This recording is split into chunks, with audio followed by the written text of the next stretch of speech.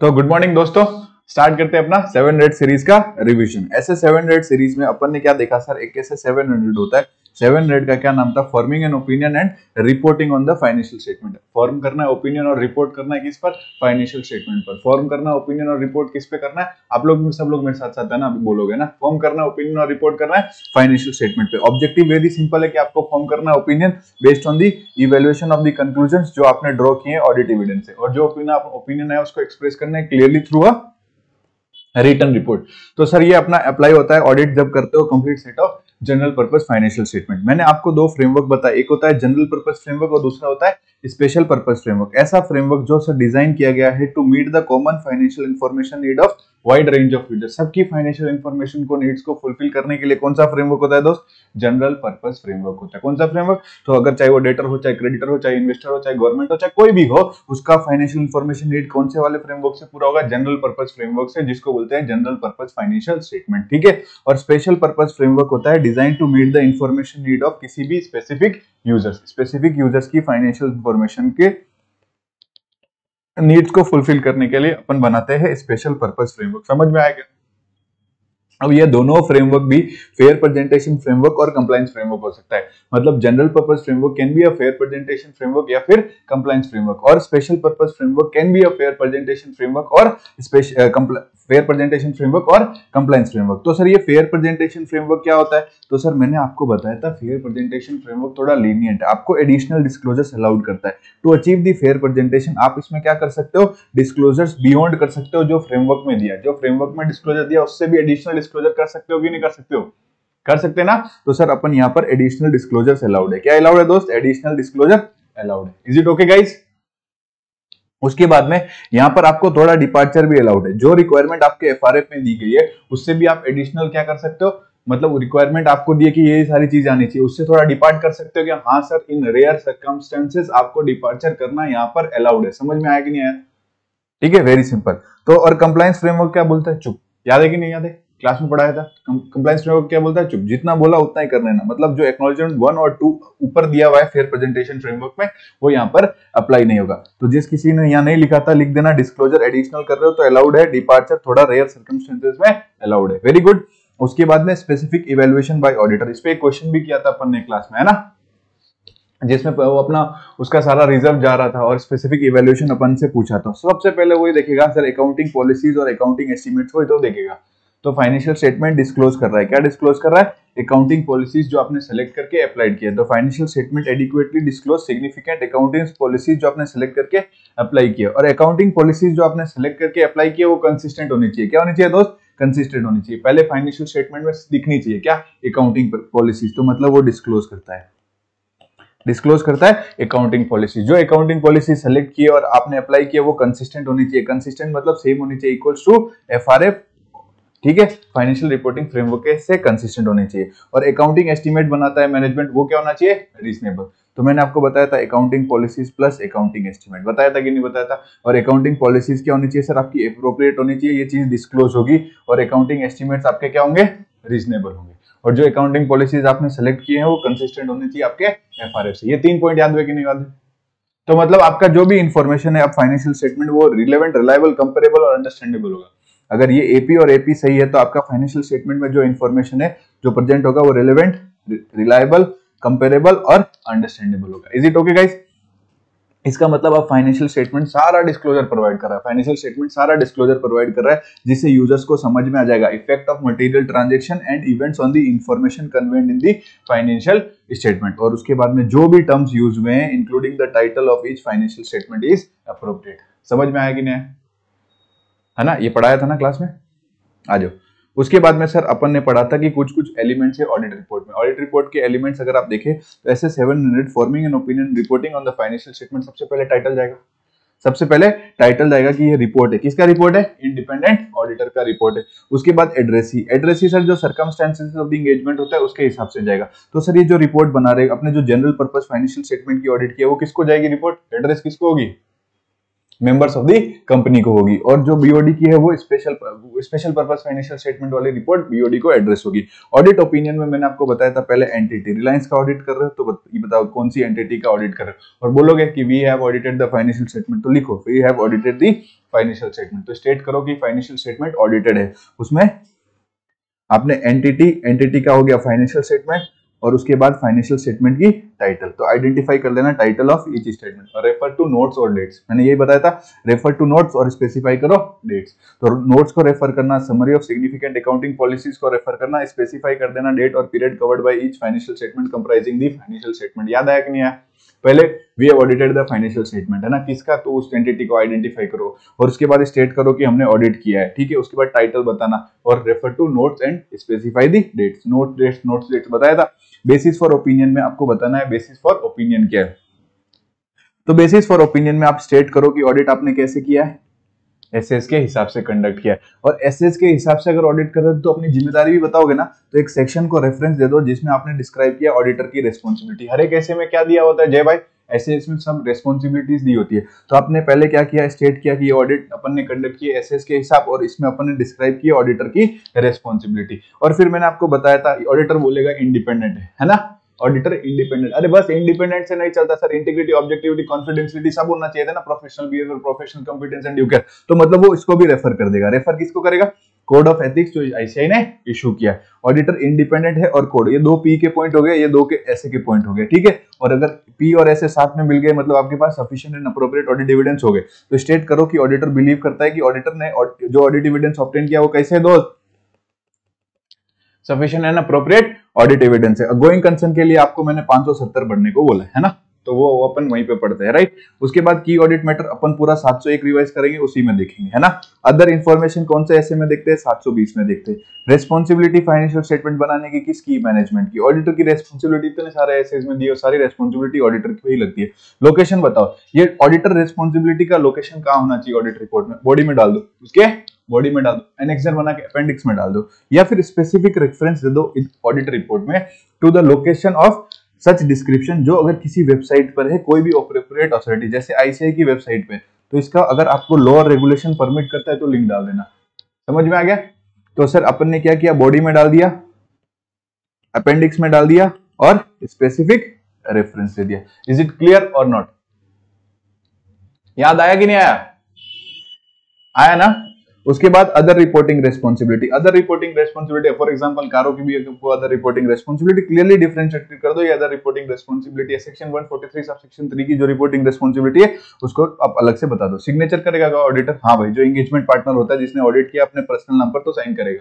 अगर फर्म है तो पर्सनल नाम पर ऑडिटर साइन करेगा जिसने ऑडिट किया, और अपना नाम किसका लिखेगा, फर्म का भी लिखेगा। मेंबरशिप नंबर, जो सर रोल नंबर के बाद में आपको याद होगा कि अगर सीए बन जाते हो तो रोल नंबर के बाद जीवन में एक मेंबरशिप नंबर भी होता है, वो भी मिलता है।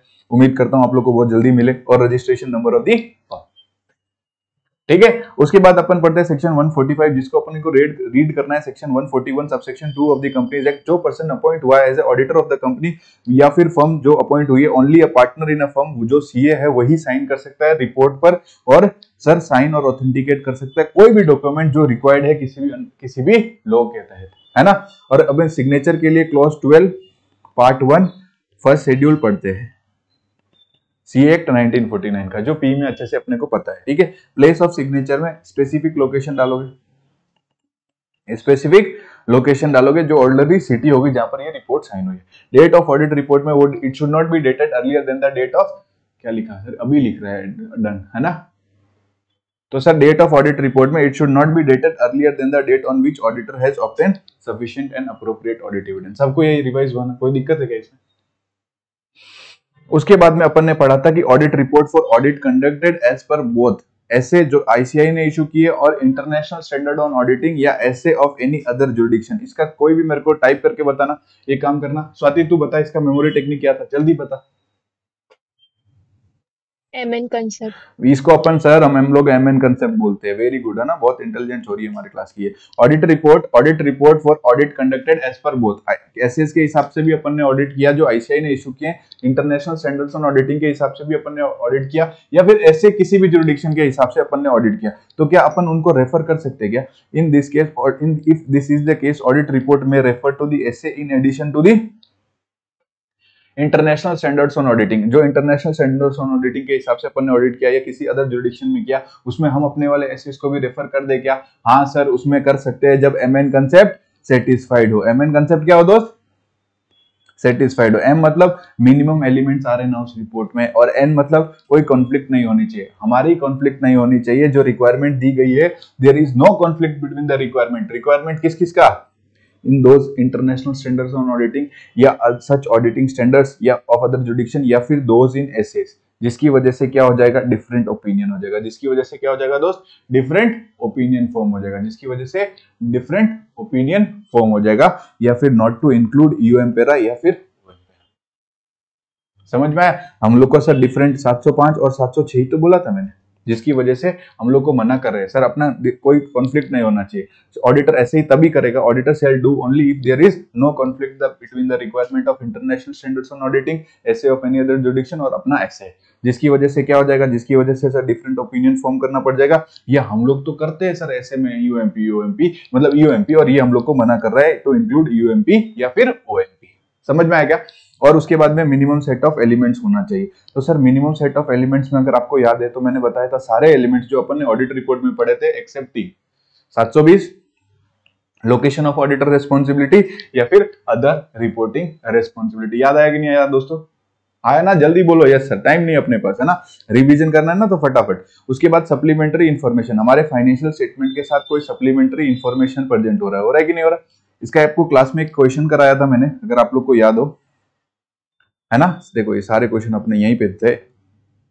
ये देखो सप्लीमेंट्री, आपने क्या किया? अपने फाइनेंशियल स्टेटमेंट कैश फ्लो के नीचे एक अलग से रेवेन्यू पर बुकिंग करके एक स्टेटमेंट बनाया, मतलब आपने क्या कर दिया? एक सप्लीमेंट्री इन्फॉर्मेशन बना दी। तो सर अगर आप एक सप्लीमेंट्री इन्फॉर्मेशन बनाते हो, कोई भी सप्लीमेंट्री इन्फॉर्मेशन बनाते हो, if supplementary information is presented with the audited financial statement, आपने क्या किया? सप्लीमेंट्री इन्फॉर्मेशन के साथ क्या किया दोस्त?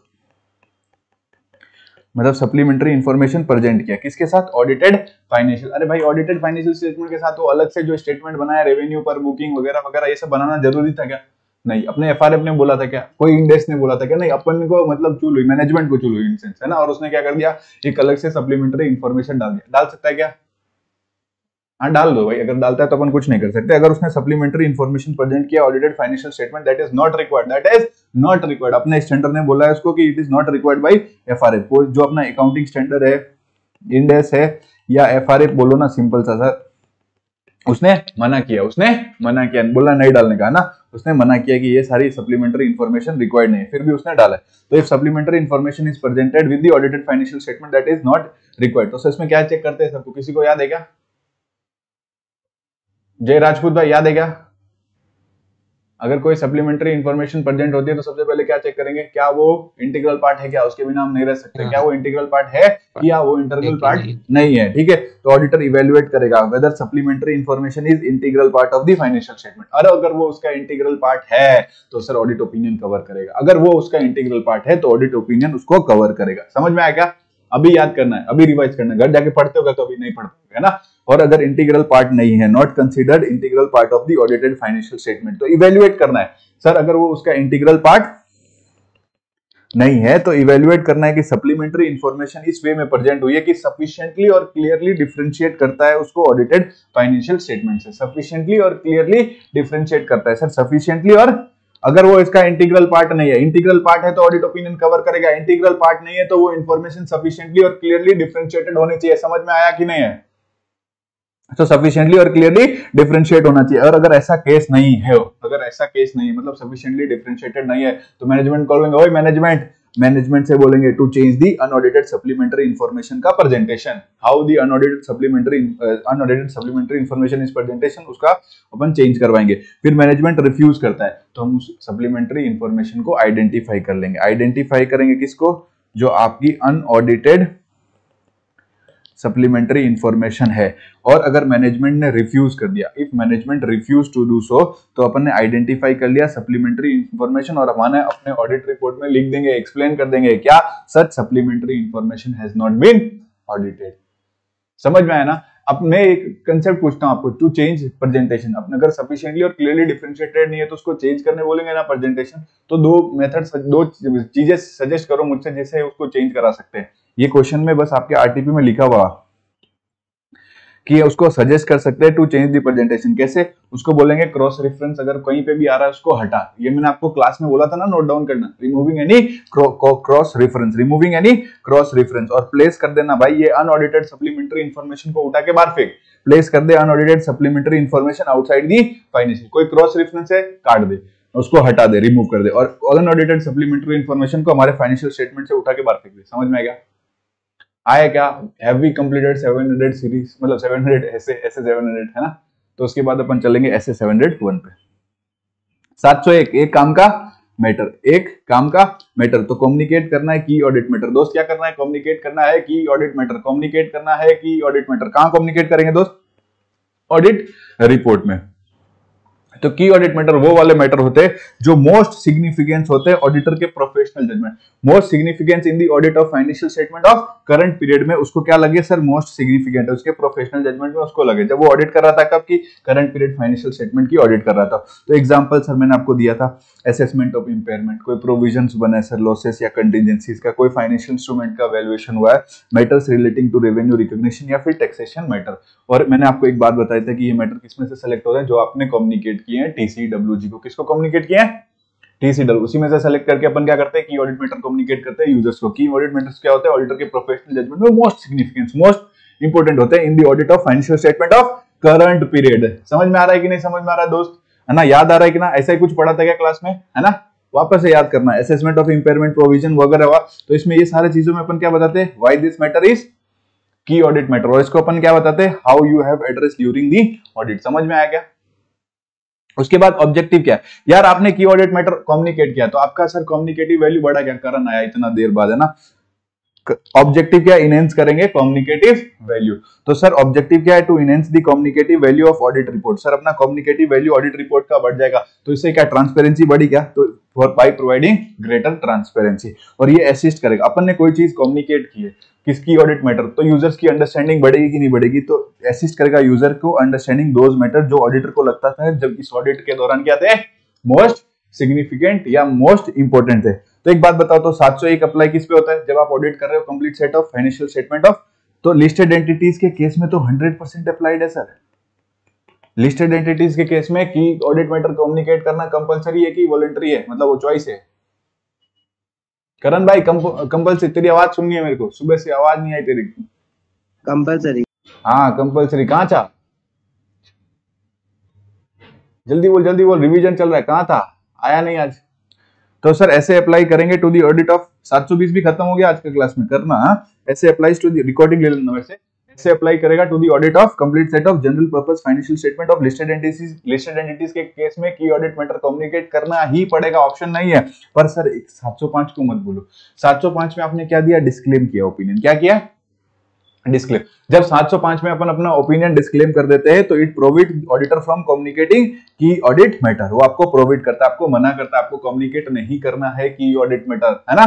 कब? जब आपने ऑडिट रिपोर्ट में कौन सा ओपिनियन दिया है? डिस्क्लेमर ऑफ ओपिनियन दिया। जब आपने अपने ऑडिट रिपोर्ट में डिस्क्लेमर ऑफ ओपिनियन दिया है तब आपको की ऑडिट मैटर। सर वो लिस्टेड एंटिटी का कर, अरे किसी का भी कर। जब ऑडिट रिपोर्ट में डिस्क्लेमर जाता है तो हम नहीं लिखते कि वी हैव ऑडिटेड, हम लिखते हैं वी वेयर इंगेज्ड। हमने ऑडिट नहीं, ऐसा हमने ऑडिट किया ऐसा लिखते ही नहीं है, हम तो ये लिखते हैं कि वी वेयर इंगेज्ड। तो सर पूरी ऑडिट ही नहीं हुई अच्छे से, पूरे ऑडिट एविडेंस ही नहीं मिले, तो तू क्या कम्युनिकेट कर रहा है? की ऑडिट मैटर नहीं करने, है ना। उसको बताओ। अगर आप कम्युनिकेट करते हो की ऑडिट मैटर रिपोर्ट तो क्या है सर? एक फाइनेंशियल स्टेटमेंट में डिस्क्लोजर जाते हैं, मैनेजमेंट ने बोला यार ये डिस्क्लोजर मेरा छूट गया, ए ऑडिटर तू इसको कम्युनिकेट कर देना अपने ऑडिट रिपोर्ट में, चलेगा क्या? नहीं सर, ये उसका कोई सब्स्टिट्यूट थोड़ी है। जो फाइनेंशियल स्टेटमेंट में डिस्क्लोजर होना है एफआरए के हिसाब से, वो डिस्क्लोजर फाइनेंशियल स्टेटमेंट में होगा। सर 705 सर यहाँ पर आपको मॉडिफाइड ओपिनियन देना है, तो क्या यहाँ पे 701 में आ सकते हैं क्या? पागल हो गए। 705 का चीज 705 में जाएंगे। सबसे पहले तो देखेंगे ना गलती है, और गलती है तो मिस स्टेटमेंट है, मिस स्टेटमेंट है तो मॉडिफाइड ओपिनियन में देखो, है ना। तो वो सब 705 पे जाएगा। यहाँ पे क्या है? 705 को उल्टा फुल्टा करोगे मतलब सर कोई 570 वाला पैरा में जाने वाली चीज है तो उसको वहीं रिपोर्ट करो ना, ये उसका सब्स्टिट्यूट थोड़ी है की ऑडिट मैटर। और अगर ये कोई सेपरेट ओपिनियन नहीं है, it is not a separate opinion on the individual matter. Description में क्या लिखते हैं? पहले तो रेफरेंस दे देना। रेफरेंस किसका दे देना? रिलेटेड डिस्क्लोजर्स का। रेफरेंस दे देना रिलेटेड डिस्क्लोजर्स का। रेफरेंस दे देना रिलेटेड डिस्क्लोजर का। रेफरेंस दे देना रिलेटेड डिस्क्लोजर जो आ रहा है, ये मैटर जिसको आप की ऑडिट मैटर कम्युनिकेट कर रहे हो वो कहीं आप तो फाइनेंशियल स्टेटमेंट में आ रहा होगा ना। तो उसका रेफरेंस दे दो कि ये इस नोट में आ रहा है, ये यहाँ पे आ रहा है, और दो चीज बताना, why this matter was considered to be one of the most significant in the audit of financial statement of current period, और प्लस आपने इस मैटर को कैसे एड्रेस किया। Is it okay guys? Yes sir, no sir, very good sir, कुछ तो बोलो, type करो फटाफट। Circumstances in which a matter determine, sir कौन से सर्कमस्टेंसेस में आपने ये डिटरमाइन किया कि मैटर क्या है, की ऑडिट मैटर है। कौन से मैटर में आपने डिटरमाइन किया कि ये मैटर, आपको क्या लगा कि ये तो की ऑडिट मैटर है, आपको क्या लगा करण भाई कि ये मैटर तो की ऑडिट मैटर है, पर फिर भी नहीं कम्युनिकेट करेंगे ऑडिट रिपोर्ट में। सर हमको लगा कि ये की ऑडिट मैटर है, फिर भी नहीं कम्युनिकेट करेंगे, ऐसे कौन से केसेस है, ऐसे कौन से सर्कमस्टेंसेस? अरे लॉ और रेगुलेशन ने मना किया है, लॉ और रेगुलेशन ने क्या किया दोस्त, प्रिक्लूड किया। लॉ और रेगुलेशन ने क्या किया, प्रिक्लूड किया है पब्लिक डिस्क्लोजर। लॉ और रेगुलेशन ने क्या किया दोस्त, प्रिक्लूड किया है पब्लिक डिस्क्लोजर। और ऑडिटर डिटरमाइन करता है कि इसको अगर कम्युनिकेट किया ना मैंने ऑडिट रिपोर्ट में, तो फायदा कम घाटा ज्यादा, मतलब एडवर्स कंसिक्वेंसेस इतने ज्यादा होंगे कि वो आउटवे कर देगा पब्लिक इंटरेस्ट बेनिफिट्स को। ठीक है सर, ये वाली बात तब अप्लाई होगी क्या, जब आपने ये मैटर पहले पब्लिक में कम्युनिकेट कर दिया। अरे भाई जब सब पहले कम्युनिकेट कर दिया, पहले पता चल दिया, तो तू भी कम्युनिकेट कर देना ऑडिट रिपोर्ट में, तुझे कौन मना करता है। ठीक है सर, डिटरमाइन करना है कि ऑडिट मैटर के फैक्टर। कौन सा एग्जांपल था यार, इसको कैसे याद रखने थे कि ये मैटर की ऑडिट मैटर है कि नहीं, एक एग्जांपल से पूरे पॉइंट्स याद आए थे। करण तू ही बताएगा, लेट आया तू। करण तू कॉपी खोल रहा है, गला दबा दूंगा मैं यहीं से स्क्रीन से ही। लिटिगेशन, ये पावर ऑफ है ना यहाँ पे बटन, ये दबा दूंगा मैं। लिटिगेशन क्या, लिटिगेशन सर, लिटिगेशन इसका एग्जांपल सर आपने दिया था क्लास में, लिटिगेशन। अरे यार लिटिगेशन हुआ तो सर ऑडिट के ऊपर इफेक्ट पड़ेगा क्या, इस इवेंट का? तो sir effect on audit of significant event और transaction that occur during the period. तो सर ये लिटिगेशन का इफेक्ट पड़ेगा, इस लिटिगेशन का देख मोक्ष भाई ने बताया, स्वाति भाई ने बताया, वेरी गुड। तो लिटिगेशन का इफेक्ट पड़ा ऑडिट में, ऑडिट पे ऑन सिग्निफिकेंट इवेंट और ट्रांजैक्शन। तो सर इफेक्ट ऑन ऑडिट पे किसका इफेक्ट पड़ेगा, ऑडिट पे किस चीज की वजह से, कोई इवेंट और ट्रांजैक्शन की वजह से। उसके बाद लिटिगेशन हुआ तो सर अपन क्या है सर, ये बहुत भारी एरिया है क्या, इसमें रिस्क ज्यादा है क्या, रोम ज्यादा है क्या? तो सर इसको क्या बोलते हैं, एरिया ऑफ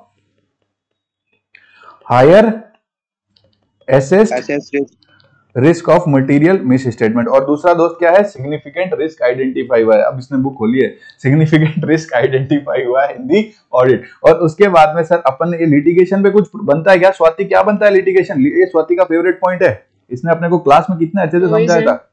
प्रोविजन बनता है, प्रोविजन कौन बनाता है, मैनेजमेंट के जजमेंट के ऊपर ऑडिटर का क्या जाएगा, और ऑडिटर का जजमेंट जाएगा ना, तो ऑडिटर का जजमेंट देखना, यही लिखा है, significant auditor judgement relating to areas in the financial statement, जो इन्वॉल्व करता है significant management judgement including accounting estimate. Accounting का एस्टिमेट का एग्जांपल भी तो हो गया प्रोविजन ऑफ फॉर लिटिगेशन। समझ में आया कि नहीं आया? तो सर अपने को ये क्वेश्चन आया था सर आप लोग के एग्जाम में, कौन सा अटेम्प्ट में आया था, 24 नवंबर 24। ठीक है, तो सर डिटरमाइन करना है ये मैटर की, डिटरमाइन करना है वो फैक्टर जो की ऑडिट मैटर है कि नहीं है। तो सर अपने को जब डिटरमाइन करना है कि ये वाला मैटर, ये वाला चीज की ऑडिट मैटर है कि नहीं, तो कौन से फैक्टर कंसीडर करेंगे, लिटिगेशन हुआ है तो लिटिगेशन का सर एक ऐसा इवेंट और ट्रांजैक्शन है जिसका ऑडिट पर इफेक्ट हुआ होगा, तो effect on audit of significant event और ट्रांजैक्शन। तो सर ये हाई एरिया वाला risk of material miss statement है, उसमें सिग्निफिकेंट रिस्क आइडेंटिफाई, और लिटिगेशन हुआ है तो प्रोविजन बनेगा, प्रोविजन बना तो मैनेजमेंट ने जजमेंट किया, तो उसका जजमेंट पे ऊपर ऑडिटर भी तो अपना जजमेंट लगाएगा, तो significant auditor judgement relating to the areas in the financial statement जिसको इन्वॉल्व करेगा significant management judgement including accounting estimate. Key audit matter को आप कम्युनिकेट कर रहे हो दोस्त, क्या कर रहे हो, की ऑडिट मैटर को आपको अगर कम्युनिकेट करते हो तो इंट्रोडक्टरी लैंग्वेज में की ऑडिट मैटर क्या होते हैं सर, बहुत भारी मैटर होते हैं, वो मैटर होते हैं जो ऑडिटर के प्रोफेशनल, देखो ये इंट्रोडक्टरी लैंग्वेज है ना, जब आप लिखोगे, जब रिपोर्ट में कम्युनिकेट करोगे, कौन सा पैरा जाएगा, की ऑडिट मैटर पैरा जाएगा, तो उसमें ऊपर में क्या इंट्रोडक्शन लिखोगे, इंट्रोडक्टरी लैंग्वेज में क्या लिखोगे, key audit matter are those matter जो ऑडिटर के प्रोफेशनल जजमेंट में क्या है, मोस्ट सिग्निफिकेंस है in the audit of financial statement of current period, और these matter are addressed in the context of the financial statement of the current period. और इस पर क्या अपना कोई सेपरेट ओपिनियन जाता है क्या, नहीं जाता। स्वाति को बोले, स्वाति कह रही नहीं जाता। Key audit matter are those matter जो ऑडिटर के प्रोफेशनल जजमेंट में क्या है, मोस्ट सिग्निफिकेंस है, और these matter were address in the context of the audit of financial statement of current period. और ऑडिटर इस पर कोई सेपरेट ओपिनियन नहीं दे रहा है भाई, सेपरेट ओपिनियन देता तो 705 पे जाओ ना, यहाँ क्या है। ठीक है, अब सर प्लेसमेंट पढ़ाया था, इसको थोड़ा धीरे पढ़ाता हूं। प्लेसमेंट पढ़ाया था क्या की ऑडिट मैटर का, तो ओपिनियन पेरा के बेसिस ऑफ, पहले जाता है ओपिनियन, उसके बाद बेसिस ऑफ ओपिनियन, तो मतलब बेसिस ऑफ ओपिनियन पेरा के बाद में और मैनेजमेंट रेस्पॉन्सिबिलिटी के पहले, तो इसको ऐसा लिखते हैं, बेसिस ऑफ ओपिनियन पेरा, इसके बाद में, और बिफोर मैनेजमेंट रेस्पॉन्सिबिलिटी के क्या आएगा, की ऑडिट मैटर आएगा। सर सर ओ सर वो गोइंग कंसर्न आ रहा है, गोइंग कंसर्न चिल्ला रहा है, तो गोइंग कंसर्न बारी है ना, की ऑडिट मैटर से ऊपर रख, तू क्यों चिल्ला रहा है? तो सर अगर कोई मटेरियल अनसर्टेनिटी एग्जिस्ट करती है, material uncertainty relating to going concern section अगर अपने को रिक्वायर्ड है एज पर ऐसे 570 7 जन्मों तक चलते जाएंगे ऐसे 570 गोइंग कंसर्न, तो की ऑडिट मैटर सेक्शन आपको प्लेस करना है, की ऑडिट मैटर सेक्शन से पहले आपको क्या प्लेस करना है, गोइंग कंसर्न सेक्शन प्लेस करना है। सर की ऑडिट मैटर के भाई का नाम बताओ, मैंने आपको बोला था की ऑडिट मैटर, हाँ ईयूएमपी, सर ईयूएमपी क्या होता है, की ऑडिट मैटर का भाई होता है, दोस्त होता है, तो मतलब कि सर ये ईयूएमपी यहाँ पे भी आ सकता है, और ये ईयूएमपी भाई भाई है ना, तो बोलेगा तू पहले मैं पहले, या फिर बोलेगा की ऑडिट मैटर को बोलेगा तू चला जा पहले, ईयूएमपी को बोलेगा तू पहले चला जा, मतलब ये दोनों भाई आपस में है ना, इनका थोड़ा याराना है। तो सर ये प्लेसमेंट ऑफ की audit matter after the basis of opinion पेरा एंड बिफोर मैनेजमेंट रेस्पॉन्सिबिलिटी पेरा, किसी को कोई कंफ्यूजन नहीं सर। उसके बाद में material uncertainty relating to going concern section required है, तो इसको आप क्या करोगे, इज रिक्वायर्ड है, तो आप क्या करोगे, की ऑडिट मैटर सेक्शन को सर बाद में, sir is placed after that section, मतलब पहले गोइंग कंसर्न फिर की ऑडिट मैटर सेक्शन, और UMP OMP, UMP sir UMP की बात है रिगार्डिंग द प्लेसमेंट ऑफ की ऑडिट मैटर सेक्शन, तो सर ये की ऑडिट मैटर सेक्शन, की ऑडिट मैटर सेक्शन ये क्या है, यूएमपी का भाई है, तो यूएमपी इससे पहले भी आ सकता है और इसके बाद में भी आ सकता है आफ्टर की ऑडिट मैटर। समझ में आया क्या? सर एक सवाल पूछा था आपने और हमें क्लास में कंफ्यूज किया था कि वो मैटर जो आपका एप्रोप्रिएटली प्रेजेंटेड और डिस्क्लोज्ड है फाइनेंशियल स्टेटमेंट में, वो क्या वही की ऑडिट मैटर होगा, बाकी की ऑडिट मैटर नहीं होंगे क्या? जय राजपूत भाई, मोदी भाई, राजपूत भाई का तो अभी पता नहीं सो गया, मोदी भाई आप बताओ, क्या जो मैटर फाइनेंशियल स्टेटमेंट में प्रेजेंटेड है डिस्क्लोज्ड है उसी का की ऑडिट मैटर जाएगा क्या? नहीं, गलत मत बताना, मैं स्विच ऑफ कर दूंगा अभी। मैटर अदर देन डिस्क्लोज्ड बोला है, इसने बोला है सर नहीं देगा, ऐसे सर इशारे मत किया कर, जोर से बोल, जनता सुन रही है, ये क्लास यूट्यूब पे जाएगी तेरे को सुनेगी, और मोदी नहीं बोलेगा तो कौन बोलेगा देश में यार, ठीक है। Matter other then disclosed in the financial statement, matter other then disclosed in the financial statement. तो जब आप कम्युनिकेट करोगे की ऑडिट मैटर पे, जब आप कम्युनिकेट करोगे की ऑडिट मैटर पे, भले आपके फाइनेंशियल स्टेटमेंट में डिस्क्लोजर्स नहीं है उस मैटर के बारे में, फिर भी आप उसको की ऑडिट मैटर कम्युनिकेट कर सकते हो चाहो तो। Sir related to a matter determined to be key audit matter does not relieve the auditor from the requirement to communicate, भले उसका कोई डिस्क्लोजर नहीं है हमारे फाइनेंशियल स्टेटमेंट में, इसका मतलब it does not relieve the auditor कि उसको ये जो अगर उसने डिटरमाइन कर लिया कि की ऑडिट मैटर है वो और फिर कम्युनिकेट नहीं कर, अगर डिटरमाइन कर लिया कि वो की ऑडिट मैटर है तो कम्युनिकेट करो ना, कोई दिक्कत नहीं, भले वो आपका फाइनेंशियल स्टेटमेंट में आए या फिर ना आए। समझ में आया क्या? यस सर, है ना। और sir auditor may determine a key audit matter related to the audit for which relevant disclosure, भैया इसका रिलेवेंट डिस्क्लोजर एग्जिस्ट करे ना करे ये कोई फर्क नहीं पड़ता, आप अपना की ऑडिट मैटर करो। सर जैसे कि एग्जांपल, क्या एग्जांपल था, क्या एग्जांपल था करण? आपने इंप्लीमेंट किया है आईटी सिस्टम, क्या है करण तो सो रहा है, इंप्लीमेंट किया है आईटी सिस्टम, क्लास के बाद में तेरे को अलग से फोन करके आप डांटेंगे। Implementation of new IT system, IT system का इंप्लीमेंटेशन हुआ है जो अफेक्ट करेगा किसको, ओवरऑल ऑडिट स्ट्रेटेजी को और रिलेटेड टू सिग्निफिकेंट रिस्क, तो आप इसको की ऑडिट मैटर डिटरमाइन कर सकते हो ना, भले आईटी सिस्टम आपके फाइनेंशियल स्टेटमेंट में कहीं पे भी नहीं आ रहा, you can explain it in, you can present it as key audit matter. कौन से हिस्से के हिसाब से? 701 सर, दूसरा स्टैंडर्ड भी खत्म है ना सर, 705 पे आओ यार, आज टाइम नहीं है सर, इतना ज्यादा तो आपने कभी नहीं पढ़ा है सर, ऐसे क्यों कर रहे हो सर, ऐसे 705 का क्या नाम है दोस्त? Modification to the opinion in the independent auditor report, modification किसमें? ओपिनियन में, in the independent audit report. 700 क्या था? Forming of opinion and reporting on the financial statement. 701 क्या था? कम्युनिकेटिंग की ऑडिट मैटर, कहां कम्युनिकेट करेंगे? ऑडिट रिपोर्ट में ही तो कम्युनिकेट करेंगे, तो 701 communicating key audit matter in the audit report. और 705 क्या था? Modification to the opinion in the independent audit report, उसके साथ मॉडिफाइड रिपोर्ट क्या जाएगा अपना? Modified report. तो मॉडिफाइड रिपोर्ट में एक बात बताओ, तो मॉडिफाइड रिपोर्ट में सर कौन सा ओपिनियन जाता है? एडवर्स जाता है, क्वालिफाइड जाता है और डिस्क्लेमर जाता है। सर क्या पढ़ा रहे हो, ये तुम लोग को बहुत पहले से पता है, क्यूएडी, क्वालिफाइड, एडवर्स और डिस्क्लेमर जाता है। तो एक बात बताया था कि मटेरियल क्या होता है, which can influence the economic decision of the users. Pervasive क्या होता है सर? परवेसिव बहुत भारी होता है सर, वो मटेरियल मिस स्टेटमेंट को, उसका इफेक्ट को डिस्क्राइब करने के लिए हम लोग बताते हैं। तो क्या क्या होता है परवेसिव? अगर वो कन्फाइंड नहीं है, if it is not confined, sir वो कन्फाइंड नहीं है, वो गलती, वो मिस स्टेटमेंट कन्फाइंड नहीं है किसी भी स्पेसिफिक एलिमेंट, अकाउंट और आइटम ऑफ दी फाइनेंस। वो गलती इतनी बड़ी है दोस्तों, वो गलती इतनी बड़ी है कि वो कन्फाइंड नहीं है, वो कन्फाइंड नहीं है किसी भी एक एलिमेंट तक, किसी एक आइटम से और किसी भी एक अकाउंट तक। वो गलती सीमित नहीं। अरे मैं कह रहा हूं सीमित है, तो सर अगर वो सीमित है ना तो भी वो इतनी भारी है, इतनी भारी है, इतनी भारी है कि वो रिप्रेजेंट कर रहा है substantial portion of financial statement को हिलाने की ताकत रखता है, वो गलती है ना। और अगर वो डिस्क्लोजर है, सर वो डिस्क्लोजर के बिना फाइनेंशियल स्टेटमेंट पूरा गलत ही है सर, वो डिस्क्लोजर नहीं गया। In relation to the disclosure, वो बहुत ही फंडामेंटल है to the user of understanding of the financial statement. कोई चीज मटेरियल है which can influence the economic decision, कोई चीज को आप परवेसिव बोलोगे, तीनों कंडीशन में से देखना किस कंडीशन में फॉल करता है। अगर कन्फाइंड नहीं है तो वो it is not confined to the specific element, account और आइटम। इतनी गलती भारी है, इतनी गलती भारी है, वो सीमित नहीं है किसी भी एक अकाउंट, एक आइटम और एक सर एक एलिमेंट तक। ये अगर कन्फाइंड है तो सब्सटेंशियल पोर्शन को रिप्रेजेंट करती है। और अगर डिस्क्लोजर की बात करें तो सर इतनी फंडामेंटल है to the user understanding of the financial statement, जिसके बिना यूजर्स को समझ में ही नहीं आएगा क्या फाइनेंशियल स्टेटमेंट, है ना। तो सर आपको गलती मिली, और गलती मिली तो सर उसके ऊपर आपको sufficient and appropriate audit evidence है। किसके बारे में है आपके पास? मिस स्टेटमेंट के बारे में sufficient and appropriate audit evidence है। और वो गलती क्या है दोस्त? मटेरियल भी है और वो गलती परवेसिव भी है। तो कौन सा ओपिनियन जाएगा? एडवर्स ओपिनियन जाएगा। वेरी गुड, है ना।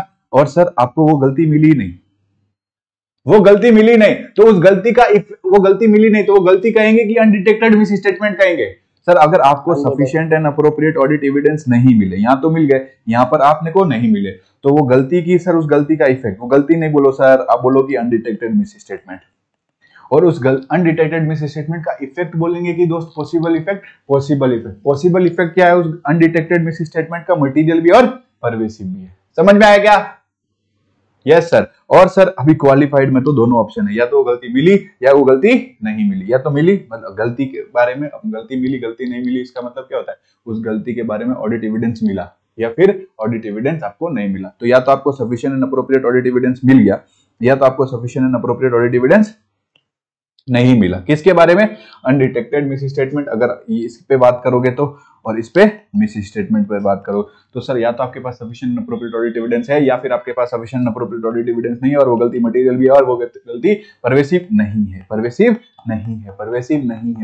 नहीं है। तो कौन सा ओपिनियन जाएगा? Qualified opinion. सब बचपन में पढ़ते थे यार। टाइप्स ऑफ मॉडिफिकेशन में देखो ना, ऑडिटर के पास sufficient and appropriate audit evidence है और sufficient and appropriate audit evidence नहीं है, या फिर वो जो मिस स्टेटमेंट मिली है वो मटेरियल है पर परवेसिव नहीं है। ये सर अनेबल टू में मैं बोला था इफेक्ट नहीं जाएगा, पॉसिबल इफेक्ट, मिस स्टेटमेंट नहीं जाएगा, अनडिटेक्टेड मिस स्टेटमेंट, वो गलती मटेरियल भी और परवेसिव नहीं है, तो qualified opinion. Is it okay guys?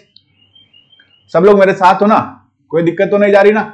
और उसके बाद एडवर्स ओपिनियन। एडवर्स ओपिनियन में आपके पास sufficient and appropriate audit evidence है अबाउट दी मिस स्टेटमेंट और वो गलती मटेरियल भी है और परवेसिव भी है। मजा आया क्या? डिस्क्लेमर में auditor is unable to obtain, auditor is unable, नहीं मिला उसको। क्या नहीं मिला साहब? Sufficient and appropriate audit evidence नहीं मिला। तो सर इफेक्ट की पॉसिबल इफेक्ट, मिस स्टेटमेंट की अनडिटेक्टेड मिस स्टेटमेंट और वो गलती मटेरियल भी है और वो गलती परवेसिव भी है। तो कौन सा ओपिनियन जाएगा? Disclaimer of opinion. तो सर अब कुछ स्पेशल कंसीडरेशन पढ़ेंगे जब रिपोर्टिंग करते हैं, तो ये लैंग्वेज आपको आनी चाहिए। स्पेशल कंसीडरेशन 3 केस है, 3 केस का, तीनों ओपिनियन में कौन सी रिपोर्टिंग जाएगी, कौन सी लैंग्वेज यूज करनी है। तो सर एक बात बताओ, आपने कौन सा ओपिनियन एक्सप्रेस किया है? आपने एक्सप्रेस किया है क्वालिफाइड ओपिनियन। सर एक्सप्रेस कौन सा किया है? Qualified opinion. तो सर अगर आप एक्सप्रेस करते हो क्वालिफाइड ओपिनियन, तो अपने ऑडिट ओपिनियन, अपने ऑडिट रिपोर्ट में क्या लिखोगे? यार क्वालिफाइड ओपिनियन में तो एक ही तो गलती है, और क्वालिफाइड ओपिनियन में परवेसिव नहीं होता। क्वालिफाइड ओपिनियन में परवेसिव नहीं होता मतलब वो किसी एक आइटम को ही तो परेशान कर रहा है, एक आइटम में ही तो गलती है, या पूरे फाइनेंशियल स्टेटमेंट में गलती है? नहीं सर, वो एक आइटम, तो मतलब वो एक आइटम के अलावा तो सब ठीक है ना? उस एक आइटम के अलावा सब ठीक है कि नहीं है? तो लिखेंगे except for the effect of the matter, जो मैंने कहां डिस्क्राइब किया है, basis for qualified opinion section में किया है। उसके अलावा अगर मैं मतलब क्या कर रहा हूं, रिपोर्टिंग करता हूं, या तो फेयर प्रेजेंटेशन के हिसाब से, या रिपोर्टिंग कर रहा हूं कंप्लायंस फ्रेमवर्क से। जब मैं रिपोर्टिंग करता हूं फेयर प्रेजेंटेशन फ्रेमवर्क के हिसाब से, तो मैं लिखूंगा except for the effect of the matter, जो मैंने एक्सेप्ट इसको हटा, उसके अलावा तो सब ठीक है। तो except for the effect of the matter जो मैंने डिस्क्राइब किया है in the basis for qualified opinion section में लिखूंगा, क्या लिखूंगा कि ये फाइनेंशियल स्टेटमेंट, क्या लिखूंगा? फाइनेंशियल स्टेटमेंट क्या प्रेजेंट करता है? सर ये फाइनेंशियल स्टेटमेंट फेयरली प्रेजेंट करता है और ट्रू एंड फेयर व्यू देता है। Is it okay guys? और कंप्लायंस फ्रेमवर्क में क्या लिखूंगा कि सर वो फाइनेंशियल स्टेटमेंट है ना प्रिपेयर हुआ है इन all material respect in accordance with the applicable FRA. Sir वो एक बात बताओ सर, अभी यहाँ तो इफेक्ट लिखा था, अगर आपको सफिशिएंट अप्रोप्रिएट ऑडिट एविडेंस नहीं मिला तो आप क्या लिखोगे? Possible effect. तो सर अगर आपको sufficient inability to obtain sufficient appropriate audit evidence तो आप ये यूज करोगे except for the possible effect, मतलब इफेक्ट की जगह आगे पॉसिबल इफेक्ट लगेगा। समझ में आ गया? अब ये देखो ना, ये लाइन क्या लिखा है, unless required by law and auditor. अगर ऑडिटर डिस्क्लेम करता है ओपिनियन, अगर ऑडिटर डिस्क्लेम ओपिनियन करता है तो की ऑडिट मैटर जाएगा क्या?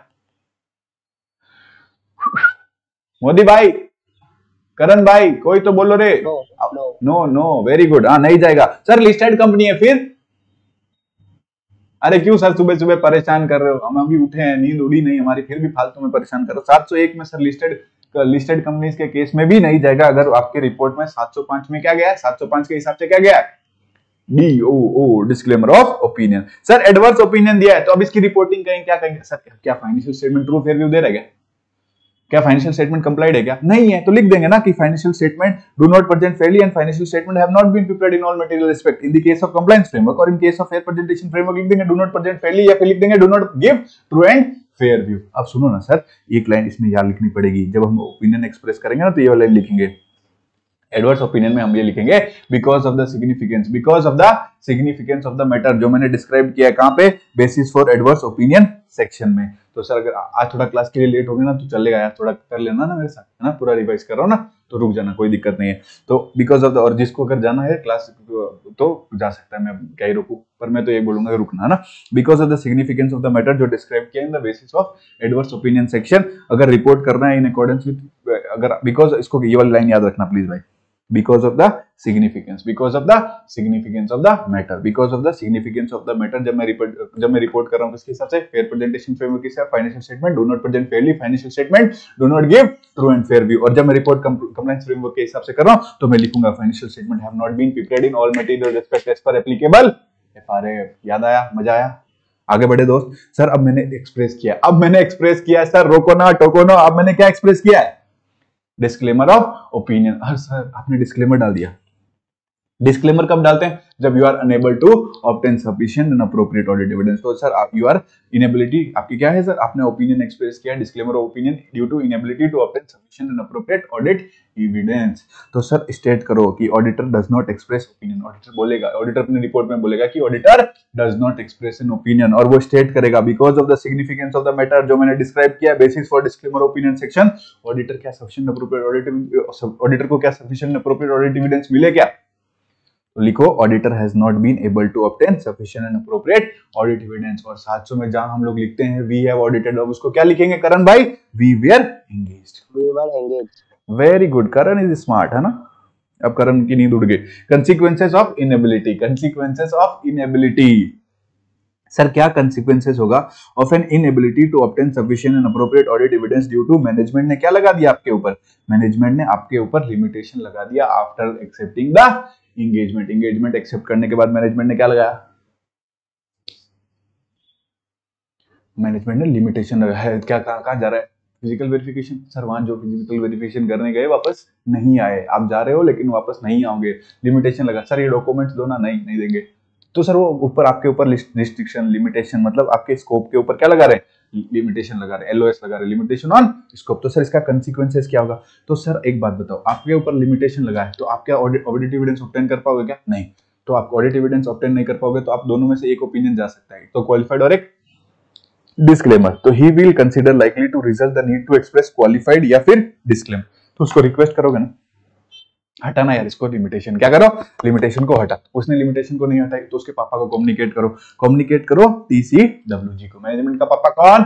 TCWG, है ना। सर मैनेजमेंट को आपने बोला हटाने को, मैनेजमेंट ने नहीं हटाया तो TCWG को, तो क्या तुम वहीं पे रुक जाओगे क्या? नहीं, आपको करना पड़ेगा, आपका अपना काम आपको आप करना पड़ेगा, आपको अपने आप करना पड़ेगा। क्या करना पड़ेगा सर? आप क्यों कर रहे हो? अल्टरनेटिव ऑडिट प्रोसीजर्स करने पड़ेंगे और ऑब्टेन करना पड़ेगा sufficient and appropriate audit evidence. Sir फिर भी नहीं कर पा रहे सर, तो एप्लीकेशन देख रिपोर्ट पे। ऑडिटर अगर कंक्लूड करता है कि इफेक्ट की पॉसिबल इफेक्ट, डिटेक्टेड की अनडिटेक्टेड क्या है, मटेरियल है और परवेसिव नहीं है, तो क्या कर देगा? क्वालिफाई कर देगा। और सर उसको लगता है कि possible effect undetected miss statement का मटेरियल भी है और परवेसिव भी है और क्वालिफिकेशन क्या है सर इस सिचुएशन को कम्युनिकेट करने के लिए काफी नहीं है। तो आप कौन सा ओपिनियन दोगे सर? आप ओपिनियन तो डिस्क्लेमर का ही दोगे, उससे पहले चेक कर लेना क्या विड्रॉ भी कर सकते हैं क्या। मैंने याद कराया था क्लास में और बोला था यहाँ पर याद रखना विड्रॉ का ऑप्शन खुला होगा तो पहले विड्रॉ और उसके बाद में अब नहीं होता तो डिस्क्लेमर कर लेना, ठीक है। मतलब चाहो तो विड्रॉ भी कर सकते हो, चाहो तो डिस्क्लेमर। सर लिस्टेड कंपनीज के केस में मैंने आपको एक बात बताई थी, लिस्टेड कंपनीज के केस में मैंने आपको बताई थी, तो सर आपको मैंने बहुत सारी सिचुएशन बताई थी कि अगर ऑडिटर रिजाइन कर देता है विद इन 45 डेज, अगर ऑडिटर रिजाइन कर देता है with in the 45 days from the end of quarter, जैसे ही क्वार्टर खत्म हुआ उस क्वार्टर के ऊपर जाके बैठ जाएगा ना, और वहां से 45 डेज देखेगा, क्या 45 डेज के अंदर उसने रिजाइन किया, क्या 45 डेज के बाद में, विद इन या फिर after 45, with in 45 days of the end of the quarter resign किया, तो उस क्वार्टर की रिव्यू रिपोर्ट देके जा, उस क्वार्टर का लिमिटेड रिव्यू जो तूने किया, एलआर करते हो ना तुम लोग ऑफिस में, वो लिमिटेड रिव्यू का रिपोर्ट देके जा। और ऑडिट रिपोर्ट भी अगर उस क्वार्टर का ऑडिट हुआ है तो उस क्वार्टर का ऑडिट रिपोर्ट भी देखे जा। सर आफ्टर 45 डेज इस क्वार्टर का भी दे, अगले क्वार्टर का भी दे, such quarter plus next quarter. Sir मैंने पहले 3 क्वार्टर की रिपोर्ट, रिव्यू रिपोर्ट या ऑडिट रिपोर्ट साइन कर दी, तो बेटा 4th क्वार्टर की भी देखे जा और पूरे साल की भी देखे जा। समझ में आया क्या? आया कि नहीं आया? जय भाई मोदी भाई। आईसीआई ने अनाउंसमेंट किया है रेजिग्नेशन ऑफ ऑडिटर ने, आईसीआई ने अनाउंसमेंट किया है रेजिग्नेशन ऑफ ऑडिटर ने। ICI has made announcement that auditor of unlisted company, unlisted companies के केस के ऑडिटर को बुलाया, बोला तू अगर रिजाइन करना है ना तो ये बोल के मत जाना कि तू प्रोफेशनली प्री ऑक्युपाइड है, अगर प्री ऑक्युपाइड था तो क्यों एक्सेप्ट किया, ये रीजन मत देना। He shall not mention the reason professional preoccupation as a reason for the resignation, clearly mention करना जो भी रीजन हो। क्या अपना 705 खत्म हुआ क्या दोस्त? समझ में आया क्या? सर 706 भी निपटा उसे। 706 में क्या था? Emphasis of matter paragraph and other matter paragraph. ऐसे 706 में क्या था दोस्त? एक तो ईयूएमपी था और दूसरा ओएमपी था। सर बहुत इजी है, ईयूएमपी वो पैराग्राफ है सर जो ऑडिट रिपोर्ट में आप डालोगे, जो मैटर जो आपका एप्रोप्रिएटली प्रेजेंटेड है और जो मैटर आपका एप्रोप्रिएटली डिस्क्लोज्ड है, जो मैटर आपका एप्रोप्रिएटली प्रेजेंटेड और जो मैटर आपका एप्रोप्रिएटली डिस्क्लोज्ड है फाइनेंशियल स्टेटमेंट पे, और यूजर्स को बोलते हैं ओ यूजर इधर देख, मतलब यूजर का अटेंशन लेना चाहते हैं तो उसको बताना चाहते हैं, क्योंकि ये मैटर उसके लिए क्या है, fundamental to user understanding of the understanding. उसको क्या समझाना चाहते हो तुम लोग? ध्यान से बताना मेरे को। करण उसको क्या समझाना चाहता है यूएमपी में? वो मैटर जो एप्रोप्रिएटली प्रेजेंट और डिस्क्लोज हुआ है उसको क्या समझाना चाहता है? फाइनेंशियल स्टेटमेंट की अंडरस्टैंडिंग देना चाहता है, फाइनेंशियल स्टेटमेंट की कोई मैटर की अंडरस्टैंडिंग देना चाहता है ना। भूलना नहीं है, अपने को भूलना नहीं है। एप्रोप्रिएटली प्रेजेंटेड और disclose in the financial statement जो ऑडिटर के जजमेंट में इतना इंपॉर्टेंस है, जो फंडामेंटल है, user understanding of the financial statement. और सर ओएमपी भी बता दो लग गया है ना, वो मैटर नहीं है प्रेजेंटेड, वो मैटर नहीं है प्रेजेंटेड, वो मैटर नहीं है डिस्क्लोज फाइनेंशियल स्टेटमेंट में, वो मैटर ना ही प्रेजेंटेड है ना ही डिस्क्लोज है आपके फाइनेंशियल स्टेटमेंट में, और ऑडिटर के जजमेंट में बड़ा ही रिलेवेंट है, ऑडिटर के जजमेंट में बड़ा ही रिलेवेंट है to the user understanding of the audit. Sir audit के बारे में समझाना है, ऑडिट रिपोर्ट के बारे में समझाना है, ऑडिटर की रेस्पॉन्सिबिलिटी के बारे में समझाना है, ऑडिट के बारे में समझाना है, ऑडिट रिपोर्ट के बारे में समझाना है, ऑडिट रिपोर्ट के बारे में समझाना है। और वो मैटर क्या आपके फाइनेंशियल स्टेटमेंट में आ रहा है क्या? कारण नहीं आ रहा। स्वाति आ रहा है क्या? नहीं आ रहा। अदर देन प्रेजेंटेड और डिस्क्लोज, जे आ रहा है क्या? नहीं आ रहा। ध्रुविक तू सो गया क्या? सुनो sir, a paragraph included in audit report that refers to a matter other than those presented और disclose in the financial statement. देखो मॉक्स भी आज रिप्लाई कर रहा है क्लास में, वेरी गुड। तो पैराग्राफ जो इंक्लूड हुआ है ऑडिट रिपोर्ट में, जो रेफर करेगा मैटर अदर देन प्रेजेंटेड और disclosed in the financial statement, और जो ऑडिटर के जजमेंट में है relevant to user understanding of the financial statement. क्या फाइनेंशियल स्टेटमेंट? क्या नहीं, क्या ऑडिट में क्या करते हैं सर? ऑडिटर की रेस्पॉन्सिबिलिटी होती है कि ऑडिट रिपोर्ट दे। ये 3 चीज भूले ना, ठोक दूंगा, ठीक है। तो सर एग्जांपल में क्या, branch is audited by another auditor. तो सर अपने को समझ में आया। सर एग्जांपल दो ना इसका, कौन से सर्कमस्टेंसेस में अपने को ईयूएमपी देना है। जैसे ही घर से निकला क्या हो गया? अनसर्टेन इवेंट, बिल्ली ने रास्ता काटा। देखा ना, करण बहुत होशियार है। जैसे ही घर से निकला अनसर्टेन इवेंट हो गया सर, अनसर्टेन इवेंट हो गया, अनसर्टेन इवेंट हो गया, मतलब बिल्ली ने रास्ता काट दिया, तो मतलब कुछ खराब होने वाला है, कुछ गलत होने वाला है, कुछ सही नहीं होने वाला है, तो मतलब अर्ली कुछ आने वाला है, कैटास्ट्रोफे मतलब कुछ भारी भूकंप वगैरह कुछ तो आज अपने साथ बुरा हो सकता है। तो अनसर्टेन मतलब uncertainty relating to the future outcome of the exception. कोई लिटिगेशन चल रहा था, कोई आपके ऊपर रेगुलेटरी एक्शन चल रहा था, तो अनसर्टेनिटी है, अनसर्टेनिटी है relating to the future outcome of the exceptional litigation. और इवेंट कौन सा होता है? सब्सिक्वेंट इवेंट कौन सा, ऐसे 5 के बाद क्या आता है 6, तो ऐसे 560 सब्सिक्वेंट इवेंट में कौन से इवेंट होते हैं सर, जो डेट ऑफ फाइनेंशियल स्टेटमेंट और डेट ऑफ ऑडिट रिपोर्ट के बीच में होता है, प्लस एक फैक्ट जो होता है ऑडिट रिपोर्ट के बाद में, और जिसकी वजह से ऑडिटर क्या कर देता है, रिपोर्ट में अमेंडमेंट कर देता है। देखो ऊपर भी सर्कमस्टेंसेस दिए, नीचे भी सर्कमस्टेंसेस दिए है ना, इस वाले यूएमपी में एग्जाम में सारे सर्कमस्टेंसेस लिखने हैं, सर्कमस्टेंसेस जहां पर यूएमपी डालना है और सर्कमस्टेंसेस जहां पर यूएमपी डालना है ना। तो एक बात बताओ, अनसर्टेन हो गया तो uncertainty relating to the future outcome of the exceptional litigation या रेगुलेटरी एक्शन। इवेंट में कौन सा हो गया, सब्सिक्वेंट इवेंट कौन सा है सर, जो अकर हुए डेट ऑफ फाइनेंशियल स्टेटमेंट और डेट ऑफ ऑडिट रिपोर्ट में। सर आपने तो पढ़ा था 560 में कि एक फैक्ट भी होता है जो after the date of audit report, वो भी सब्सिक्वेंट इवेंट हो सकता है। अरे तो घबरा क्यों रहा है, यहां लिख दे, when fact become known to auditor after the audit report and auditor provide नया या फिर amended audit report. Is it okay guys, समझ में आया ना। तो सर अपना हो गया अनसर्टेन इवेंट हो गया, घर से निकलते बिल्ली ने रास्ता काटा, अनसर्टेन इवेंट हो गया, मतलब अब कुछ जल्दी से अर्ली क्या आने वाला है, कैटास्ट्रोफे आने वाला है। तो early application of new accounting standard, और उसका मटेरियल इफेक्ट है हमारे फाइनेंशियल स्टेटमेंट पे। और दूसरा मेजर कैटास्ट्रोफे आ गया, जिसका सिग्निफिकेंट इफेक्ट है हमारे फाइनेंशियल पोजीशन पे। तो सर ये वो सेम ही लिखा जो ऊपर लिखा है ना सर, पढ़ देता हूं। Auditor consider is necessary to draw user का अटेंशन ड्रॉ करना चाहता है वो मैटर जो प्रेजेंट और डिस्क्लोज हुआ है फाइनेंशियल स्टेटमेंट में, और उसके जजमेंट में इतना इंपॉर्टेंस है to the fundamental of user understanding of the financial statement, तो वो ईओएमपी दे देगा। क्या दे देगा दोस्त, ईओएमपी दे देगा, प्रोवाइडेड दो चीज नहीं होनी चाहिए, मतलब 701.5 नहीं होना चाहिए और 701 नहीं होना। पहले चेक करेंगे क्या ये मैटर 705 में जाने वाला, तो वहां पे भेजना, क्या ये मैटर 701 में जाने वाला, तो वहां पे भेजना, यहाँ क्यों लिखा रहा है। तो auditor would not be required to modify the opinion as per SA 705, और जब 701 अप्लाई किया था ऑडिटर ने तो उसको ऐसा नहीं डिटरमाइन किया था। क्या नहीं डिटरमाइन किया था, की ऑडिट मैटर। तो सर ऊपर वाले 4 सर्कमस्टेंसेस याद हुए, नीचे भी 3 सर्कमस्टेंसेस दिए। ऊपर वाले अनसर्टेन इवेंट, अर्ली कैटास्ट्रोफे याद हो गया था सर, और सब्सिक्वेंट इवेंट में एक फैक्ट होता था वो नहीं दिया तो अपना 5 हो गया सर, 2 तो भूल जाएंगे। अरे 2 क्यों भूल जाएंगे, दोनों एफआरएफ पर है, दोनों एफआरएफ पर है सर। एफआरएफ अनएक्सेप्टेबल है पर लोअर रेगुलेशन ने बोला था कि ये भैया करो तो हमने किया। और सर ये एफआरएफ कौन सा था, स्पेशल पर्पस फ्रेमवर्क, ऐसे कौन सा था 800, है ना। नहीं पढ़ा तो कोई दिक्कत नहीं, पढ़ाएंगे। When financial reporting framework prescribed by law और रेगुलेशन क्या है, अनएक्सेप्टेबल है। ये एफआरएफ क्या है सर, ये एफआरएफ जो लॉ और रेगुलेशन ने प्रिस्क्राइब किया वो एक्सेप्टेबल है कि अनएक्सेप्टेबल दोस्त, वो unacceptable, but for the fact it is prescribed by law और रेगुलेशन। और ये फाइनेंशियल स्टेटमेंट यूजर्स को अलर्ट करना है कि ये फाइनेंशियल स्टेटमेंट किसके हिसाब से बना है, अरे बताओ रे, ये बना है सर आपका स्पेशल पर्पस फ्रेमवर्क के हिसाब से। ऑडिटर को इंक्लूड करना है यूएमपी, ऑडिटर को इंक्लूड करना है ईओएमपी, तो इंक्लूड करेगा पैरा, इंक्लूड करेगा पैरा, उसमें सेपरेट हेडिंग देगा।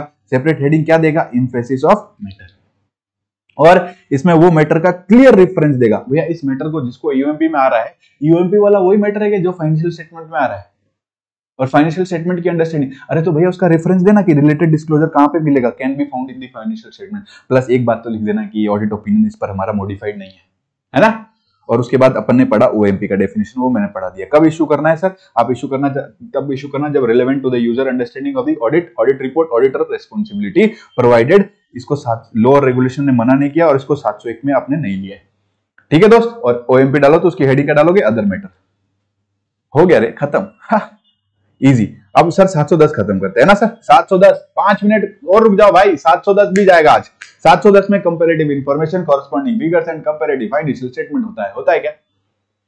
710 में थोड़ा आराम से पढ़ोगे, कंपैरेटिव इंफॉर्मेशन, है ना, ऐसे नहीं पढ़ाऊंगा बेटा, वो पढ़ा लिया क्लास में। 710 comparative information, corresponding figures and comparative financial statement. ये रिवीजन आप लोग को बस रिवाइज करने के लिए है ना, सारी चीजें अच्छे से अपन ने समझी, अच्छे से कंसेप्ट क्लियर है, तो ये वापस आप अपने ना जब भी इसको मतलब टाइम मिले देखो वापस से पूरा चैप्टर है ना, आधे घंटे में आपको रिवाइज हो जाएगा। होगा कि नहीं होगा। तो सर ऐसे 710 कंपैरेटिव इंफॉर्मेशन में क्या होगा, 2 चीज आएगी सर, बता क्लास के लाल, कोरोस्पोंडिंग, तेरे को ही बोला यार, तू बताया नहीं, कोरोस्पोंडिंग फिगर्स और दूसरा कंपैरेटिव फाइनेंशियल। हाँ तो सर कोरोस्पोंडिंग फिगर्स क्या होते हैं, to balance brought down to opening stock. मतलब सर ये जो अपने पीएनएल में ओपनिंग स्टॉक आ रहा है, बाकी सारे जो बैलेंसेस आ रहे हैं, लेजर्स वगैरह बन रहे हैं, तो ये सर पिछले साल का बैलेंस जो ओपनिंग बैलेंस बन रहा है कि नहीं बन रहा, पिछले साल का बैलेंस जो ओपनिंग बैलेंस बन रहा है, तो to balance brought down to opening stock. तो सर ये क्या है, इंटीग्रल पार्ट है। ये क्या है दोस्त, इंटीग्रल पार्ट है हमारे फाइनेंशियल स्टेटमेंट का। इसके बिना हमारा फाइनेंशियल स्टेटमेंट अधूरा है क्या। पीएनएल में ओपनिंग स्टॉक नहीं आएगा तो तुम्हारा प्रॉफिट निकाल लोगे क्या, नहीं निकाल पाओगे। तो सर क्या है, ये सर कंपैरेटिव इंफॉर्मेशन में सर दो चीज इंक्लूड होती है, कोरस्पॉन्डिंग फिगर्स और कंपैरेटिव फाइनेंशियल स्टेटमेंट। इसको मैं बोलता हूँ टू बैलेंस बीडी, मतलब ये सर आपका ऐसा अमाउंट और डिस्क्लोजर है जो इंटीग्रल पार्ट है करंट पीरियड का, और इसका तो सर आपने कंपैरिजन के लिए पूरा का पूरा अमाउंट और अदर डिस्क्लोजर प्रायर पीरियड के लगा दिए, ठीक है। तो ये बन गया कंपैरेटिव फाइनेंशियल स्टेटमेंट। मैंने बोला था दोस्तों, चाहे आपको क्वेश्चन में आए ऑडिट प्रोसीजर्स बताओ, कंपैरेटिव इंफॉर्मेशन का, ऑडिटर की रेस्पॉन्सिबिलिटी बताओ कंपैरेटिव इंफॉर्मेशन का, या फिर ऑडिटर की रेस्पॉन्सिबिलिटी बताओ कॉरस्पॉन्डिंग फिगर्स का, या फिर ऑडिटर की रेस्पॉन्सिबिलिटी बताओ कंपैरेटिव फाइनेंशियल स्टेटमेंट का। ऑडिटर प्रोसीजर्स पूछ ले, कुछ भी घुमाए, ऑडिट प्रोसीजर्स पूछे, ऑडिटर रेस्पॉन्सिबिलिटी पूछे, इन तीनों के लिए comparative information, corresponding figures and comparative financial statement, answer same. पहला क्या है सर, आपको देखना है कि कंपैरेटिव इंफॉर्मेशन अग्री करती है, ऐसा इक्वल्स टू बोला था, कंपैरेटिव इंफॉर्मेशन अग्री करेगी अमाउंट और डिस्क्लोजर जो आपके प्रेजेंट हुए हैं प्रायर पीरियड में। और सर अकाउंटिंग पॉलिसीज भी क्या होनी चाहिए, कंसिस्टेंट होनी चाहिए। पहले सीआई इक्वल्स टू था, अभी एपी इक्वल्स टू है, मतलब अकाउंटिंग पॉलिसीज क्या है, कंसिस्टेंट है with those applied in the current period. और अगर कोई भी चेंज हुआ है अकाउंटिंग पॉलिसीज में, कोई भी चेंज हुआ है अकाउंटिंग पॉलिसीज में, तो then they are properly disclosed and presented. समझ में आएगा, समझ में आया क्या, मजा आया क्या, ठीक है, वेरी गुड। तो सर आप ऑडिट करते करते आपको क्या मिल गई, कोई मिस स्टेटमेंट मिल गई, तो सर आपका काम बढ़ गया ना नेसेसरी ऑडिट प्रोसीजर परफॉर्म करके सफिशिएंट अप्रोप्रिएट ऑडिट एविडेंस लेने का। और अगर आपने सर पहले भी ऑडिट करी थी तो 560 की रिक्वायरमेंट को देखना, 580 में अपने को रिटर्न रिप्रेजेंटेशन लेना है, यहाँ पर स्पेसिफिक रिटर्न रिप्रेजेंटेशन भी लेना पड़ेगा with respect to any prior period item जो डिस्क्लोज हुआ है हमारे करंट पीरियड के फाइनेंशियल स्टेटमेंट में। समझ में आया क्या?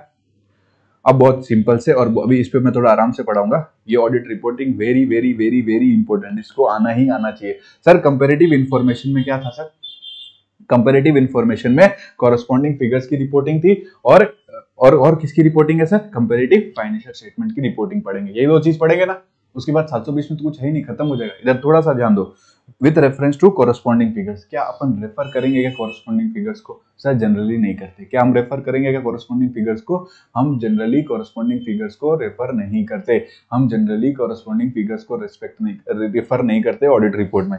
तो ऑडिट ओपिनियन रेफर नहीं करेगा corresponding figure except in this two case. Sir जो ऑडिट रिपोर्ट थी ना प्रायर पीरियड की, जिसमें क्या गया था, मॉडिफाइड ओपिनियन गया था, क्वालिफाइड, एडवर्स और डिस्क्लेमर। तो audit report on prior period included qualified, adverse और डिस्क्लेमर ओपिनियन, और मैटर जिसकी वजह से मॉडिफिकेशन गया था ना पिछले साल, वो मैटर अभी भी अनरिजॉल्व है। सर पिछले साल जो ऑडिट रिपोर्ट बनी थी प्रायर पीरियड की, उसमें क्वालिफाइड, एडवर्स और डिस्क्लेमर गया, और वो मैटर जिसकी वजह से मॉडिफिकेशन गया, वो मैटर अभी भी क्या है, अनरिजॉल्व है। समझ में आता है मोदी जी? तो सर वो मैटर अभी भी अनरिजॉल्व है, तो ऑडिटर क्या कर देगा, मॉडिफाई कर देगा अपना ऑडिट ओपिनियन, मॉडिफाई कर देगा अपना ऑडिट ओपिनियन। इस साल का भी करेगा क्या? हाँ sir, current period financial statement का भी करेगा।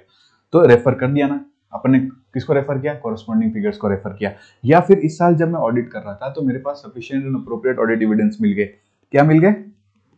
सफिशिएंट अप्रोप्रिएट ऑडिट एविडेंस मिल गए कि पिछले साल तो जिसके ऊपर अनमॉडिफाइड ओपिनियन इशू हुआ था, बट अब की बार क्या है सर, उसके पास सफिशिएंट अप्रोप्रिएट ऑडिट एविडेंस है कि मटेरियल मिस स्टेटमेंट एग्जिस्ट करती थी। कहां पर? प्रायर पीरियड में। मटेरियल मिस स्टेटमेंट कहां पे एग्जिस्ट करती थी? प्रायर पीरियड में। इसका क्या अपने पास sufficient and appropriate audit evidence है। इसका क्या अपने पास sufficient and appropriate audit evidence है, तो वो क्या करेगा, वेरीफाई करेगा मिस स्टेटमेंट को कि वो एफआरएफ के हिसाब से डील हुई है क्या, और अगर नहीं डील हुई है तो अब की बार भी सर मॉडिफाइड ओपिनियन के दो ओपिनियन दे सकता है, क्वालिफाइड और एडवर्स। सर डिस्क्लेमर नहीं देगा क्या? अरे भाई तेरे पास sufficient and appropriate audit evidence है ना, तो डिस्क्लेमर का सवाल ही क्यों आता है? या तो क्वालिफाइड जाएगा या फिर आपका एडवर्स जाएगा। सवाल बहुत सिंपल था, वापस से बोल रहा हूँ, ये कंसेप्ट इंपॉर्टेंट है। कॉरस्पॉन्डिंग फिगर्स की जब रिपोर्टिंग करेंगे तो क्या मैं ऑडिट ओपिनियन रेफर कर देगा क्या कॉरस्पॉन्डिंग फिगर्स को? सर जनरली तो नहीं करता, पर इन दो केसेस में करना पड़ेगा। इन दो केसेस में रेफर करना पड़ेगा।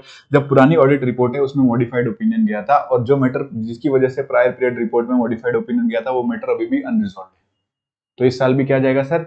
इस साल भी आपका मॉडिफाइड ओपिनियन जाएगा, तो अपन रेफर कर देंगे कॉरस्पॉन्डिंग फिगर्स को।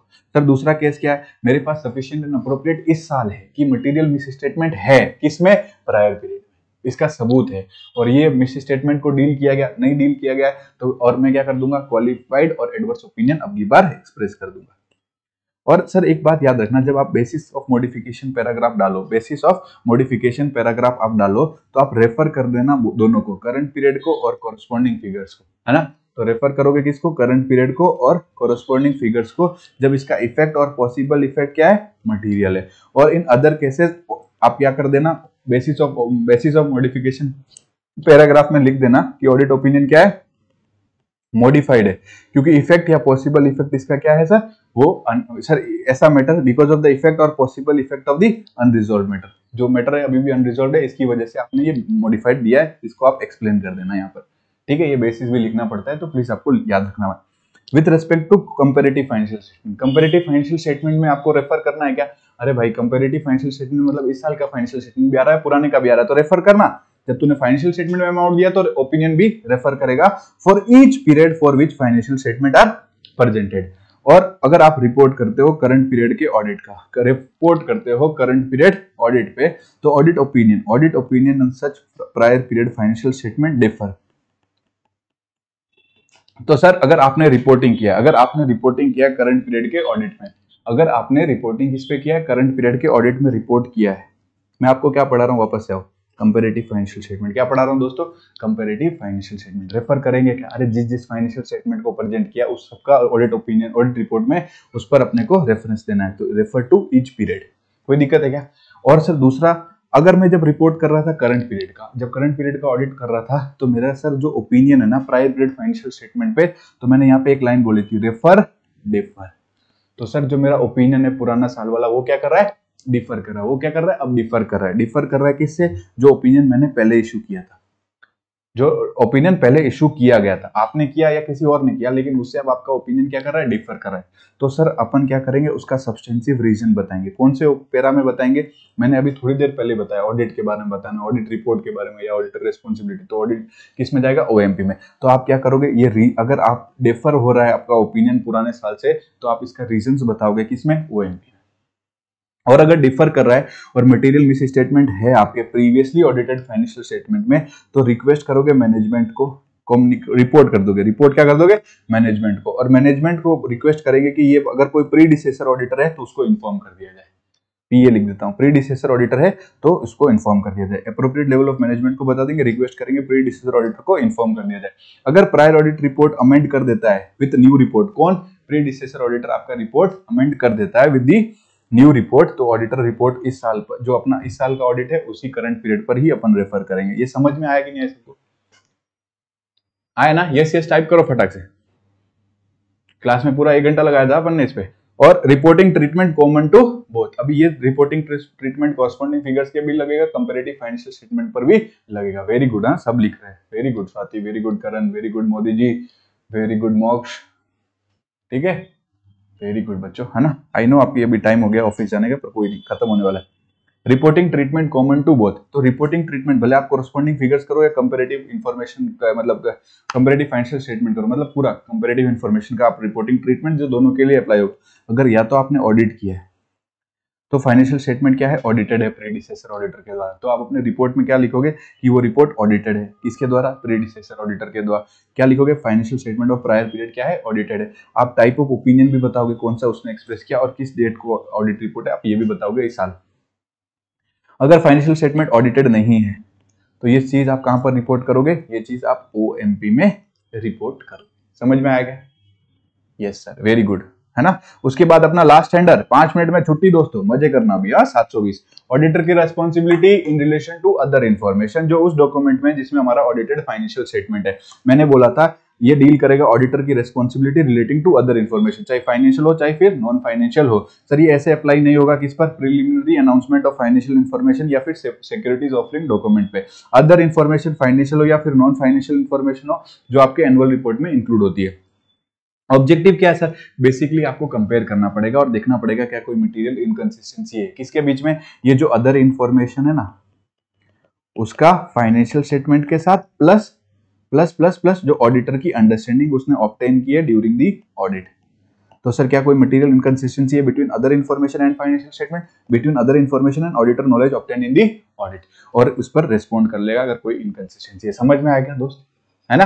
तो सर आप एग्जांपल दो ना अमाउंट के जो एज ए अदर इंफॉर्मेशन आ रहे हैं, और आप एग्जांपल दो मुझे अदर आइटम्स के जो जो जो जो जो आपका अदर इंफॉर्मेशन में आ रहा है। यही था क्या दोस्त, तो मैंने आपको बताया था मेरे फाइनेंशियल रिजल्ट्स अच्छे हो गए तो मेरा रेशियोज भी अच्छा होगा, मेरा रिजल्ट अच्छा तो मेरा रेशियोज भी अच्छा, तो मेरे पास लिक्विडिटी है, मेरा रिजल्ट अच्छा मेरा रेशियो अच्छा तो मेरे पास लिक्विडिटी भी है। तो मेरे पास जैसे ही पैसा आया तो मैं कैपिटल एक्सपेंडिचर करूंगा, जमीन खरीदूंगा, कुछ और पंगे करूंगा, तो इन्वेस्टमेंट करूंगा, तो मैंने कैपिटल एक्सपेंडिचर कर दिया। तो सर जैसे ही ये कैपिटल एक्सपेंडिचर किया तो मेरा कुछ पैसा गारंटी में फंसेगा, कुछ कॉन्ट्रैक्ट में फंसेगा, कुछ तो लीगल, जमीन लेते लीगल वाले पंगों में फंस जाते हैं लोग, और इन्वायरमेंटल क्लेम में भी फंस जाते हैं। तो ये 5 पॉइंट आपको याद कराया था मैंने कि item of summary of key financial result, जैसे कि net income, earning per share, dividend, sale and operating revenue, financial measures और रेशियो में सर डेब्ट equity ratio, current ratio, GP ratio, ये सारे रेशियोज, और लिक्विडिटी और कैपिटल रिसोर्स इंफॉर्मेशन में कैश इक्विवेलेंट और मार्केटेबल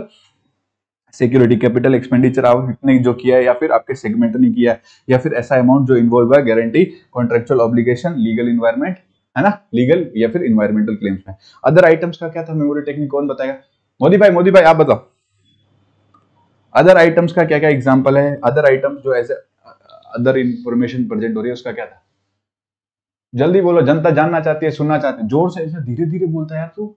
सर क्रिटिकल बिजनेस के कोई रिलेटेड पार्टी हो, उसकी वजह से चेंजेस आ रहे हैं ट्रेंड्स और स्ट्रेटजी। Very good. अदर में सर दिल पे हाथ रखना, सर क्रिटिकल है, मेरे बिजनेस की रिलेटेड पार्टी क्रिटिकल है, तो वो चेंज कर देगी, क्रिटिकल बिजनेस रिलेटेड पार्टी क्या कर देगी? आरपीए भाई, ये चेंज कर देगी। क्या चेंज कर देगी? ट्रेंड और स्ट्रेटेजी, है ना। राइटिंग के लिए माफ करना, जल्दी जल्दी लिखना है। तो सर क्रिटिकल अकाउंटिंग एस्टिमेट का एक्सप्लेनेशन, बिजनेस में बिजनेस इन्वायरमेंट का डिस्क्रिप्शन, तो रिलेटेड पार्टी आइडेंटिफाई करना, रिलेटेड पार्टी और उनका डिस्क्राइब कर देना। तो critical business related party change क्या हो गया सर? लॉ और रेगुलेशन में लीगल और रेगुलेटरी रिक्वायरमेंट, नया कोई टैक्स रिजीम हो या नया कोई रेगुलेशन आ गया, है ना। और उसके बाद में sir general critical business related party changes trend, तो ट्रेंड किसमें? मार्केट प्राइस ऑफ की कमोडिटी में, और स्ट्रेटेजी तो ओवरव्यू ऑफ स्ट्रेटेजी। समझ में आया कि नया दोस्त? उसके बाद में अब अपने को रेस्पॉन्ड करना है। इस ऐसे में क्या ढूंढ रहे थे? यही क्वेश्चन आया था ना, मई 25, है ना। तो sir responding when auditor conclude, क्या कोई मटेरियल मिस स्टेटमेंट एग्जिस्ट करती है? किसमें? अदर इंफॉर्मेशन में एग्जिस्ट करती है। क्या कोई मटेरियल अगर क्या आपने इसमें ढूंढ रहे थे, पहले ये ढूंढ रहे थे कि अदर इंफॉर्मेशन में क्या कोई मटेरियल इनकंसिस्टेंसी है, किससे? फाइनेंशियल स्टेटमेंट से या ऑडिटर की अंडरस्टैंडिंग से। तो अगर कोई मटेरियल मिस स्टेटमेंट एग्जिस्ट करती है, दोस्त क्या करता है? ये भाई लास्ट कंसेप्ट है, 700 सीरीज खत्म हुआ है अभी, तुम लोग के सामने पता चल रहा है तुम लोग को। मटेरियल मिस स्टेटमेंट क्या है? मटेरियल मिस स्टेटमेंट एग्जिस्ट करती है किसमें? अदर इंफॉर्मेशन में। अदर इंफॉर्मेशन में मटेरियल अगर एग्जिस्ट करती है तो सर ऑडिटर रिक्वेस्ट करेगा। ऑडिटर क्या करेगा? रिक्वेस्ट करेगा मैनेजमेंट को कि ठीक कर ले। ऑडिटर क्या करेगा? रिक्वेस्ट करेगा मैनेजमेंट को कि ठीक कर ले। मैनेजमेंट ने ठीक कर लिया या मैनेजमेंट ने अग्री कर लिया to make the correction, green signal मतलब उसने एग्री कर लिया। तो जैसे ही उसने करेक्शन किया तो अपन देखेंगे ना करेक्शन हुआ है कि नहीं हुआ। और अगर उसने रिफ्यूज किया तो हम उसके पापा को मतलब टीसीडब्ल्यूजी को बता देंगे। अगर ऑडिटर कंक्लूड करता है कि मटेरियल मिस स्टेटमेंट एग्जिस्ट करती है अदर इंफॉर्मेशन में, और ये कब है sir? Prior to the date of audit report, मतलब अपने पास अपना पावर है ऑडिट रिपोर्ट का भी, है ना। अपने पास अपना पावर है before the audit report, prior to the date of audit report, और आपने अभी भी ये अदर इंफॉर्मेशन जो अदर इंफॉर्मेशन अभी भी ठीक नहीं की है, even after communicating with the TCWG.